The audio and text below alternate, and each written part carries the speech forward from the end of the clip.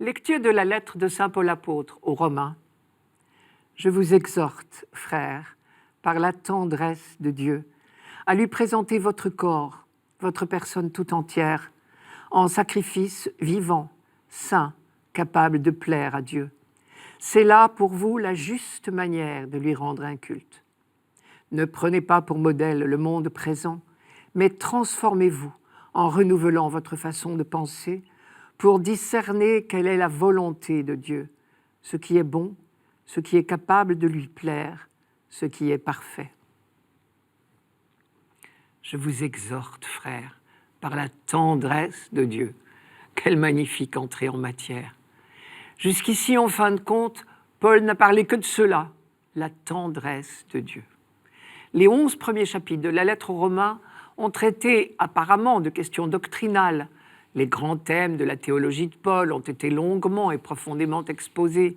La puissance de la grâce, l'universalité du péché, la justification par la foi, le mystère pascal, l'action de l'esprit, le salut promis et donné à tous.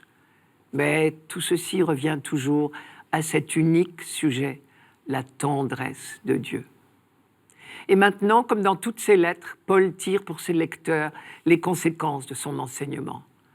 Car la découverte de cette immense tendresse de Dieu ne peut que bouleverser, ou plutôt irriguer désormais toute notre vie.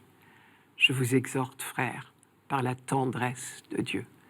Ce qu'il va dire maintenant est en lien étroit avec tout ce qu'il a écrit jusqu'ici. Donc, dit-il, il n'y a pas à hésiter.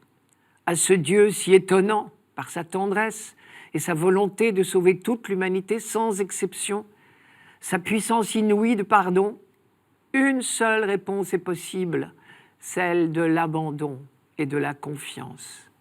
Accorder toute notre vie, toute notre personne à cette réalité bouleversante, nous offrir à Dieu pour qu'il accomplisse en nous son œuvre.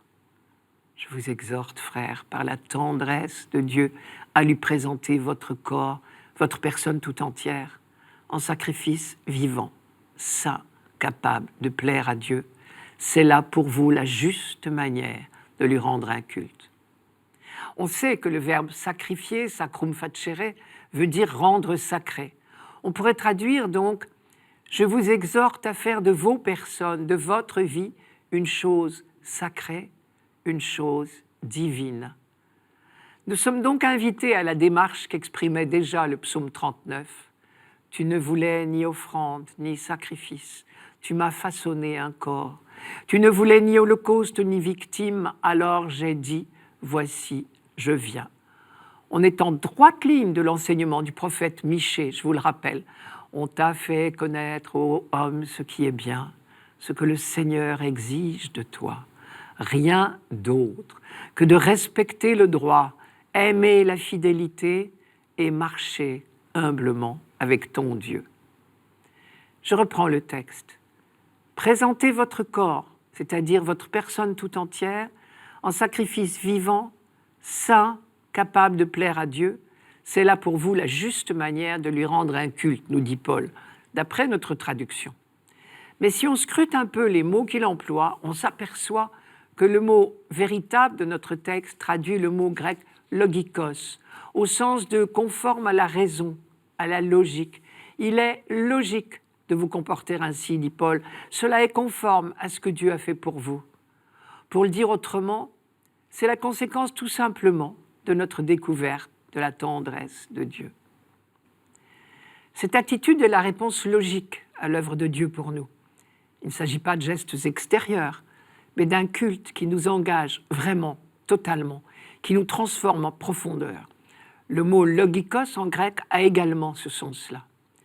Paul consacrera la suite de la lettre aux Romains à présenter la nature de l'engagement chrétien. Chacun, en fonction de ses dons et de ses qualités, est invité à tenir sa place dans la mission de l'Église, qui est le service de tous les hommes. Cet engagement, c'est une participation active à la volonté de Dieu.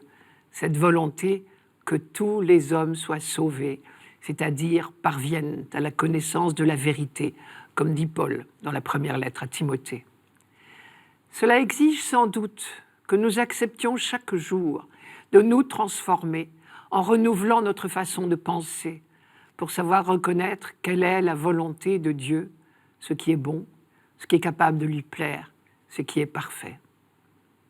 Accepter de renouveler notre façon de penser, c'est parfois pour nous une véritable conversion, car trop souvent, nos pensées ne sont pas celles de Dieu, mais celles des hommes, comme l'a reproché Jésus à Pierre, à Césarée de Philippe.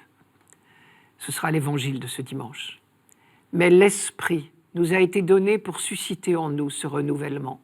Il nous mènera vers la vérité tout entière, nous a promis Jésus le dernier soir.